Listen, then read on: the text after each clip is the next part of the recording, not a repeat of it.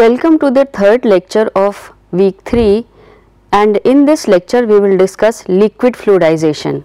So, if you see this image, in the first image the particles are away from each other, it means particles are already at fluidized condition. So, this condition occurs when liquid velocity is equal to the minimum fluidizing velocity. Why I am telling this that liquid velocity? Because here we are discussing liquid fluidization. So, fluid we are considering as liquid. So, this is the condition when minimum fluidization achieved. Now, if you see second image, here particles are separated far from each other, they are more away than these are in figure 1, and this is achieved when liquid velocity will be much higher than that of minimum fluidizing velocity. So, liquid velocity is much higher than minimum fluidizing velocity. So, you see here, even if velocity are much greater than minimum fluidizing velocity, particles are spread almost uniform in the bed. Particles are spread almost uniform in the column. So, this is the effect of liquid fluidization. Through liquid, bubbles are not formed in the bed, and therefore, in this case particulate fluidization occur, not aggregative fluidization. So, when we are considering liquid fluidized system, these are generally characterized by regular expansion of bed that takes place as the velocity increases from minimum fluidization velocity to terminal falling velocity of the particles.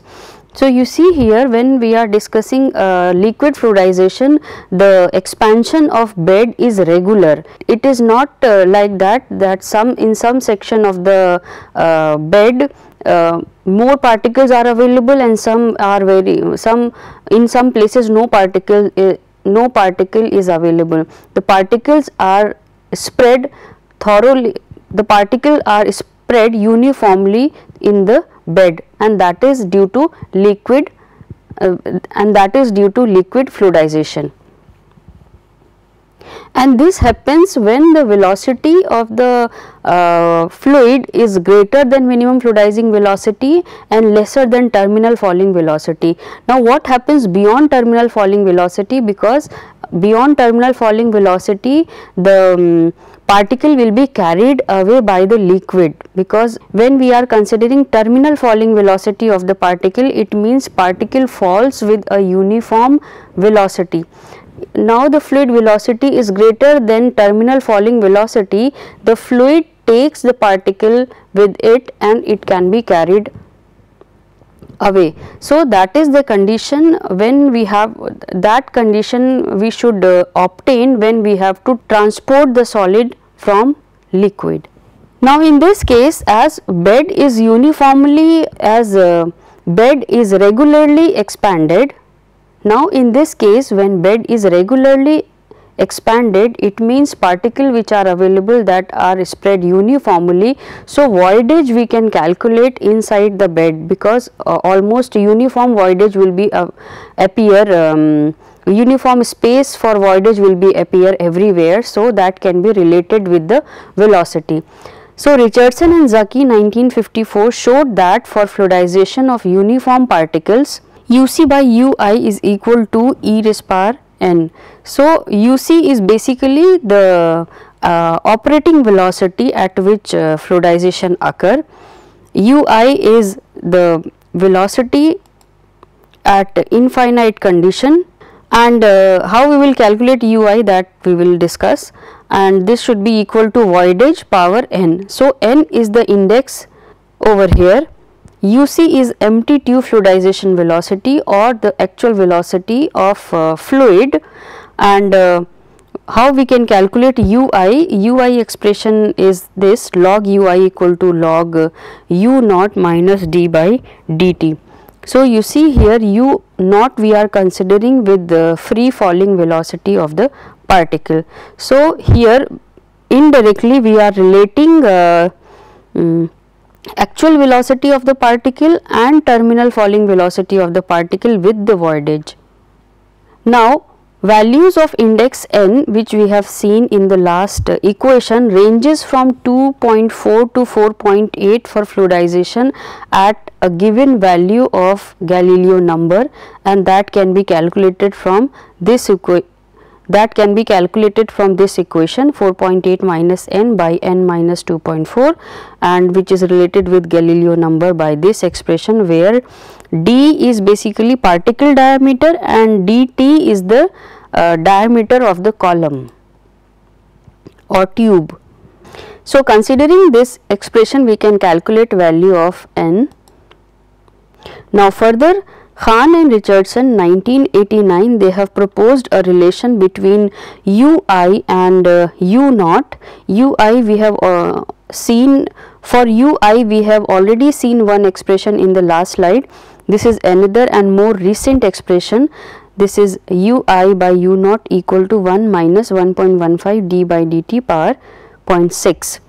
So, u naught is basically terminal falling velocity of the particle, and from here we can calculate ui. So, once we calculate the value of ui and velocity inside the fluid, inside the fluidized bed is known, so we can calculate voidage. But before that, we have to calculate index n by equation which we have just discussed. Now, another approach for computing index n is this, where n is equal to a naught plus b naught d by dt Reynolds number T power m. Now, what is this Reynolds number T power n? It is basically dt u naught rho by mu, where rho and d are the property of fluid, u naught is terminal falling velocity. So, you see Reynolds number T is nothing but the Reynolds number at terminal falling velocity. Now, when we are considering d by dt over here, d is for particle and dt is for column or tube. So, this can be considered when we have to consider the effect of wall. How we consider the effect of wall? Because this expression is almost negligible when we are considering dt value should be very high. What is the meaning of this? That if column diameter is very high in comparison to particle diameter, it means the effect of wall will not be the movement of particle will not be affected by effect of wall. Then the movement of particle will not be affected by the wall of column. But this will be considered when diameter of tube is not very large in comparison to diameter of the particle. So, through this equation we can calculate n. Now, here we have again a few factors like a naught, b naught and m, and that we can calculate for different Reynolds number range. We can calculate these coefficients value. We can see the value of these coefficients for different Reynolds number from this table. Therefore, this correlation has been proposed for bed of spherical particle. However, with allowable error, same may be used for non-spherical particles while replacing d with the volumetric diameter of particle.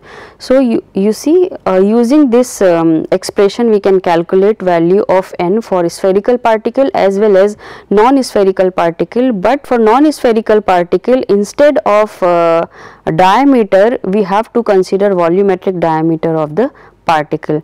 And you understand how we define volumetric diameter is the diameter of a sphere having same volume as that of the particle. And here we will discuss a few examples to illustrate how the governing equation which we have developed, which we have derived, how these equation will be useful for fluidization process. How we compute different parameter, how we compute minimum fluidizing velocity, mass flow rate, etc. So, to illustrate that, let us start with example 1. And in this example, a bed consists of uniform spherical particles of diameter 2.5 mm. So, particles are spherical in shape, it is having 2.5 mm diameter and density 5000 kg per meter cube. A liquid having viscosity 2 millinewton second per meter square and density 1050 kg per meter cube is used to fluidize these particles, we have to calculate minimum fluidizing velocity. So, how we will calculate minimum fluidizing velocity? If you remember second lecture of week 3, there we have discussed derivation of different expression which can be used to calculate minimum fluidizing velocity analytically. There we have discussed expression with this spherical particle. There we have discussed expression of minimum fluidizing velocity for a spherical particle and for non-spherical particle as well. So, for spherical particle we have the expression for Reynolds number as well as Galileo number. Therefore, first of all we will proceed to calculate Galileo number, and that is Ga equal to d cube rho s minus rho g by mu square. Putting all values over here, diameter we know, density of fluid and particle we know, viscosity of fluid we know. So, considering all values, putting all values over here, we can calculate Galileo number as 1.59 into 10 to the power 5. So, Reynolds number relates Galileo number for spherical particle in this equation, where Reynolds number mf is the Reynolds number at minimum fluidizing condition. So, for EMF 0.4, because we do not know the voidage, so we have assumed voidage as 0.4. So, Reynolds number MF should be obtained by this expression while keeping all values, while keeping the value of Galileo number here. So, the value of Reynolds number MF should be 54.724. Once we know Reynolds number at minimum fluidizing condition, we can calculate minimum fluidizing velocity. So, that should be mu by d rho Reynolds number mf. Putting all parameter over here, we can obtain minimum fluidizing velocity as 0.0417 meter per second, and that is 41.7 mm per second. So, in this way we can calculate the minimum fluidizing velocity. Now, here I am having second example, and in this example liquid having density 850 kg per meter cube and viscosity 5 millinewton second per meter square is passed vertically upward through a bed of catalyst which contains approximately spherical particles of diameter 0.15 mm. So, you see diameter of particle is very small and density 3000 kg per meter cube. So, here again the bed of spherical particle with the very small diameter. So, bed is packed such as particles of diameter d are closely packed in cubes of side 2d. So, this is the important line, like here we have two particles in single side of cube. So, side of cube should be 2d. Compute the mass flow rate per unit area of bed at which fluidization and transport of particles occur. So, here we have to calculate mass flow rate per unit cross sectional area when fluidization will occur and when particle will be transported. So, when we are considering fluidization condition, what happens that when fluidization will occur when minimum fluidizing velocity condition will be achieved. So, first of all we have to calculate minimum fluidizing velocity, and then that should be multiplied with density so that we can calculate mass flow rate per unit cross sectional area. So, let us start the calculation. First of all we have to calculate minimum fluidizing velocity, and as here we are having a spherical particle size and diameter of particles are very less, that is 0.15 mm. So, as it is very fine particle, so Karman-Kozeny equation will be applicable over here. So, here we have we can assume laminar flow. So, Karman-Kozeny equation will be UMF equal to 0.0055 EMF cube by 1 minus EMF d square rho s minus rho g by mu. So, here we should know value of EMF along with other parameters. So other parameters are already known to you, EMF we should calculate. Once we know the minimum fluidizing velocity, we can calculate mass flow rate per unit area of the bed, because here we have multiplied with density. So when we multiply density with the velocity, we can get mass flow rate per unit cross sectional area. But before that we should calculate voidage. So how we can calculate voidage? In this problem, diameter of particle is d and two particles will lying on one side of the cube. So what is the shape is basically cubic we have to consider of side 2d.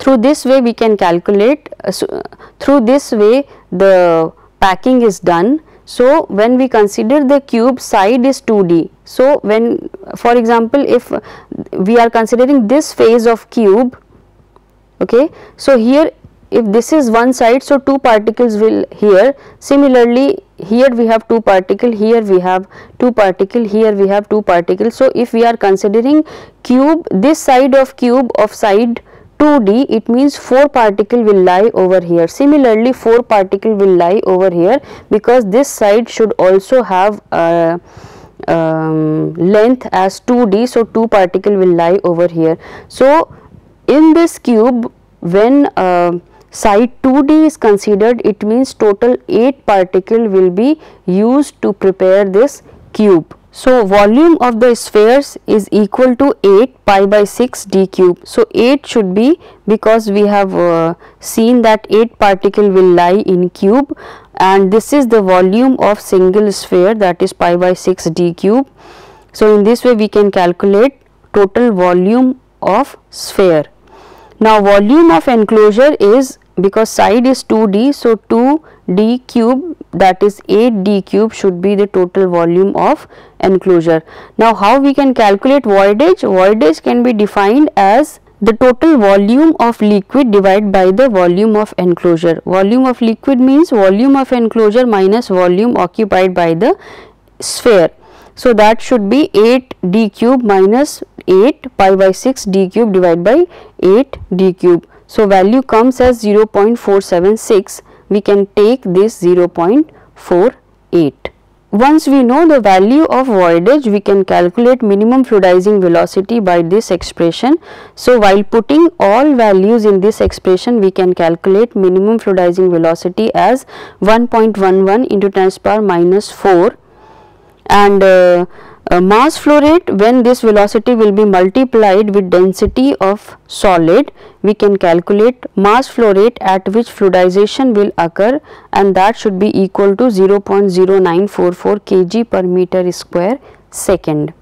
So this is the condition at which fluidization will occur. And let us start the second part, where we have to transport the particle. Now how the particle will be transported, that we have already discussed, that when the velocity of fluid would be equal to or greater than the terminal falling velocity of the particle, then only it can be transported with fluid. So here we have to calculate terminal falling velocity. Now to calculate terminal falling velocity, first of all we should understand in which zone particle is moving. So as we have discussed earlier, the diameter of particle is very small, so we can assume the laminar flow over there, and once laminar flow will be there, we should apply Stokes law over here. So in Stokes law, terminal settling velocity is equal to d square g rho s minus rho by 18 mu. Putting all values over here, we can calculate terminal settling velocity as 0.0052 meter per second. Now once we know this, we can calculate Reynolds number, and that Reynolds number comes as 0.134.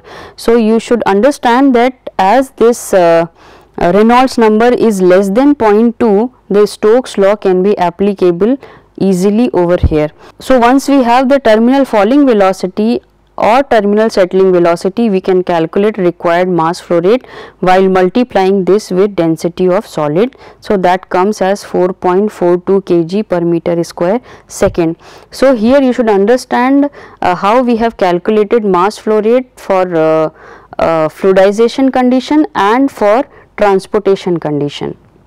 So here we are discussing third example for liquid fluidization, and in this example bed voidage E is related to fluid velocity UC for particulate fluidization of uniform particles as UC by U naught is equal to e raised power n. So here terminal settling velocity U naught is considered.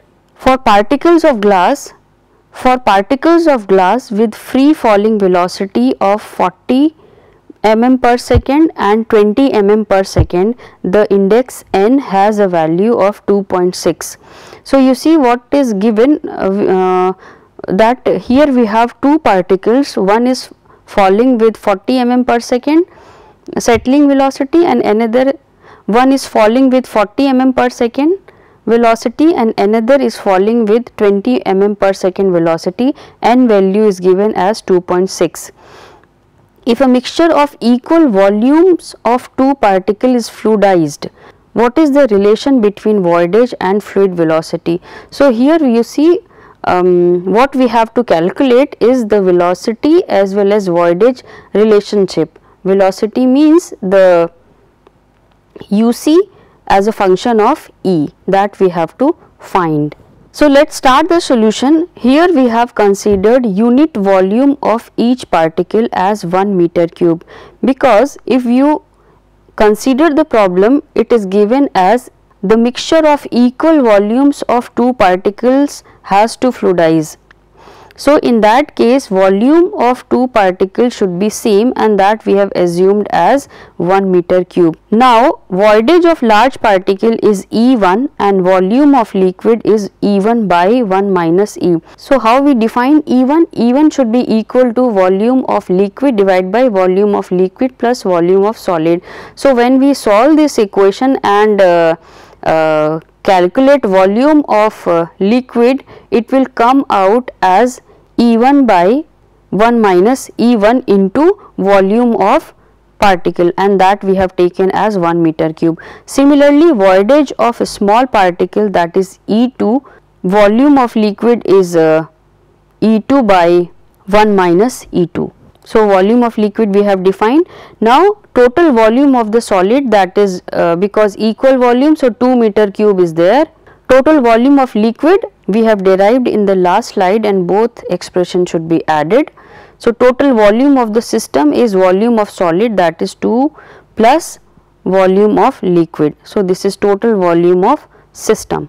Now voidage is volume of liquid divided by volume of the system. So putting all expressions over here and resolving it, we can have voidage as E1 plus E2 minus 2 E1 E2 by 2 minus E1 minus E2. This is the voidage. And in the problem, falling velocity of particle 1 is 40 and second is 20. So free falling velocity ratio is 2 is to 1. Then E1 can be defined as E1 equal to U by U naught 1 power 1 by 2.6. So this is the expression of E we have given. And for first particle, terminal settling velocity is 0.01, and similarly for second particle, E2 can be U by U naught 1 by 2 because it is half than the 1, power 1 by 2.6. So you see we can have E2 in terms of E1, and that should be E2 should be equal to E1 to 1 by 2.6, and E1 should be U by 40 1 by 2.6. Now substituting E1 and E2 in this equation, we can find this equation, and resolving it we can get equation of this form.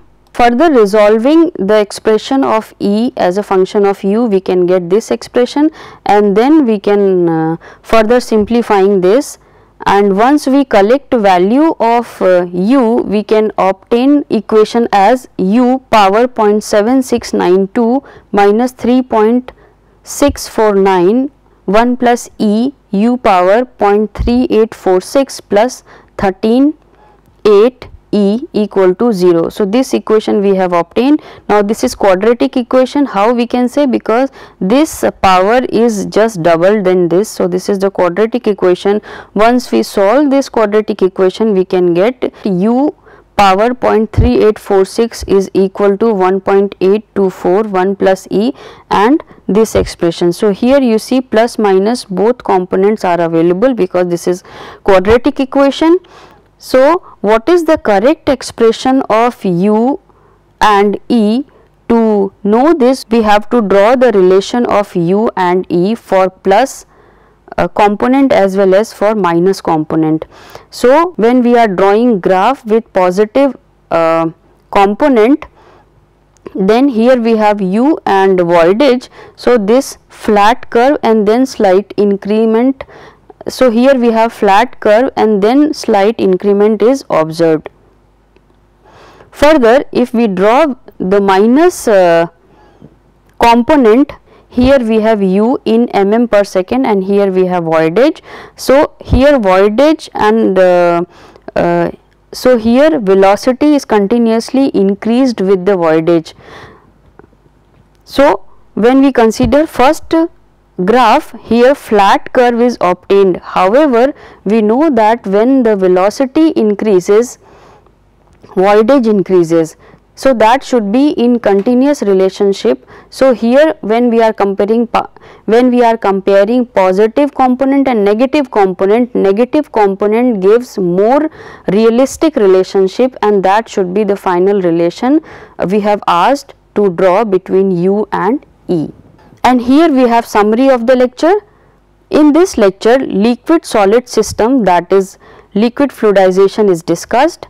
Relationship between fluid velocity and voidage is described, and finally we have discussed few examples on liquid fluidization. And here we have the references through which you can read liquid fluidization in detail, and that's all for now. Thank you.